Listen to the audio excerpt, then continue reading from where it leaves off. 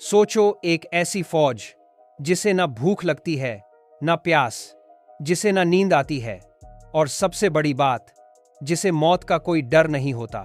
Superstar Rajinikanth की film robot तो आपने देखी ही होगी, जहां इंसान नहीं बल्कि मशीनें जंग लड़ रही हैं।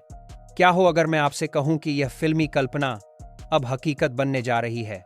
जी हां, दुनिया की एक महाशक्ति रूस एक ऐसी ही रोबोट आर्मी तैयार कर रहा है। एक ऐसी सेना जो सालों तक बिना थके, बिना रुके लड़ सकती है। नमस्ते दोस्तों, आपका स्वागत है हमारे चैनल पर। आज हम बात करेंगे रूस के सबसे बड़े और शायद सबसे खतरनाक प्रोजेक्ट के बारे में, उसकी रोबोटिक सेना। क्या है यह टेक्नोलॉजी? ये रोबोट सोल्जर कैसे काम करते हैं? और क्या यह आने वाले वक्त में जंग का नक्शा हमेशा के लिए बदल देंगे? चलिए जानते हैं। सबसे पहले समझते हैं कि ये रोबोट सैनिक आखिर हैं क्या। रूस मुख्य रूप से दो तरह के रोबोट्स पर काम कर रहा है। पहला है मार्कर सिस्टम। आप इसे जमीन पर चलने वाला एक सुपर एडवांस्ड ड्रोन समझ सकते हैं। यह एक बिना ड्राइवर वाली रोबोटिक गाड़ी है जो किसी भी तरह के मुश्किल इलाके में चल सकती है। इसकी सबसे खास बात है इसका डिजाइन, मतलब इस पर जरूरत के हिसाब से अलग अलग हथियार फिट कर सकते हैं।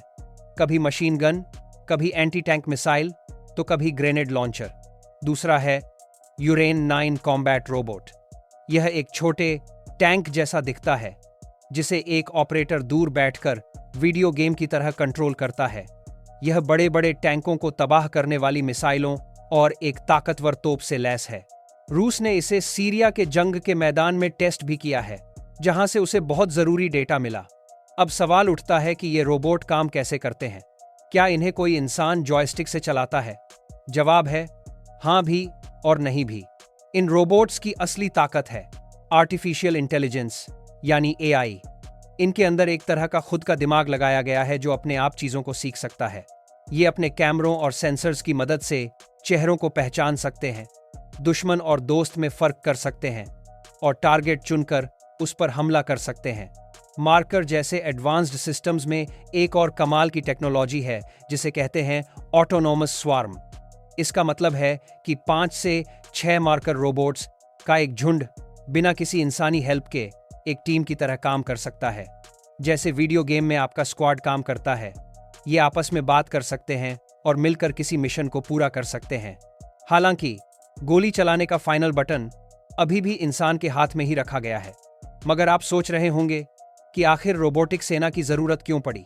रूस आखिर इस खतरनाक टेक्नोलॉजी में इतना पैसा और वक्त क्यों लगा रहा है? इसके कई बड़े कारण हैं।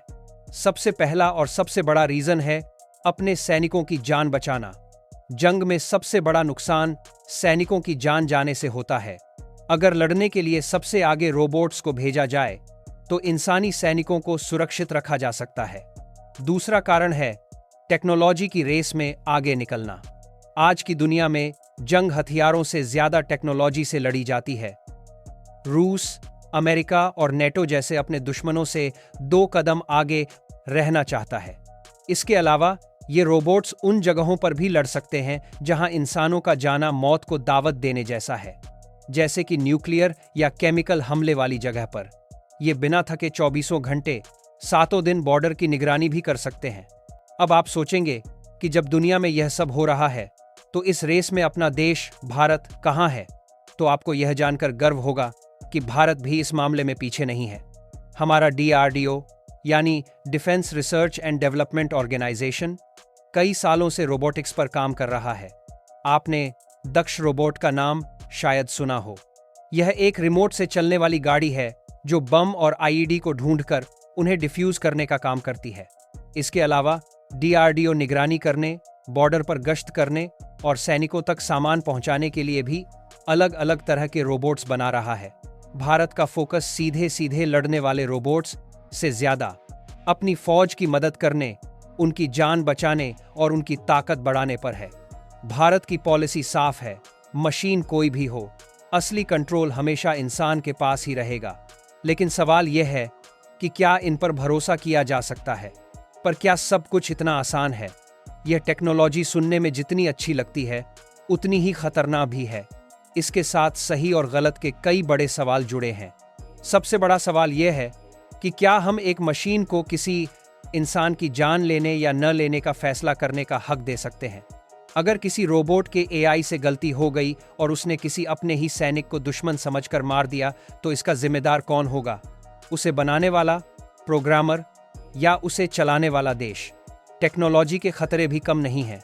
सोचो, अगर दुश्मन ने इन रोबोट्स को हैक कर लिया और इन्हें अपने ही देश के खिलाफ इस्तेमाल किया, तो इन पर पूरी तरह से भरोसा करना आसान नहीं है।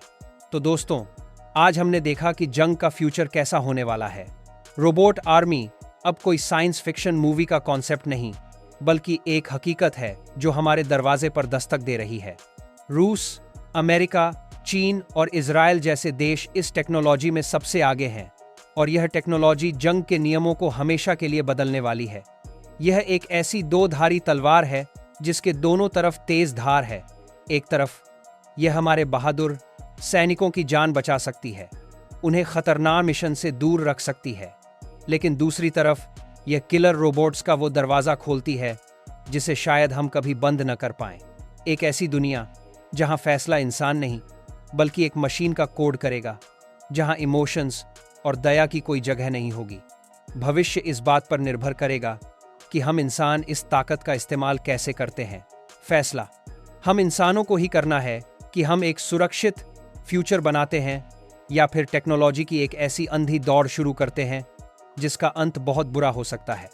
अब सवाल आपसे है, और मैं सच में जानना चाहता हूं कि आप क्या सोचते हैं। आपकी इस बारे में क्या राय है? क्या हमें ऐसी मशीनें बनानी चाहिए जो खुद जिंदगी और मौत का फैसला ले सकें, या फिर यह टेक्नोलॉजी की एक ऐसी रेस है जिसमें पीछे रह जाना भी एक तरह की हार है? इस मामले में भारत को क्या करना चाहिए? क्या हमें भी पूरी ताकत से इस रेस में शामिल होना चाहिए? अपनी राय नीचे कमेंट्स में जरूर बताएं। अगर इस वीडियो ने आपको कुछ नया सिखाया या सोचने पर मजबूर किया, तो आपका एक लाइक हमें बहुत मोटिवेट करेगा। इसे अपने दोस्तों के साथ भी शेयर करें और देखिए वो इस फ्यूचर के बारे में क्या सोचते हैं। और हाँ, अगर आप एआई, फ्यूचर टेक्नोलॉजी और ऐसे ही डीप एनालिसिस में इंटरेस्ट रखते हैं, तो हमारे चैनल डीप टेक इनसाइट्स को सब्सक्राइब करना न भूलें, क्योंकि हमारा अगला वीडियो इससे भी ज्यादा चौंकाने वाला होने वाला है। मिलते हैं अगले वीडियो में। जय हिंद।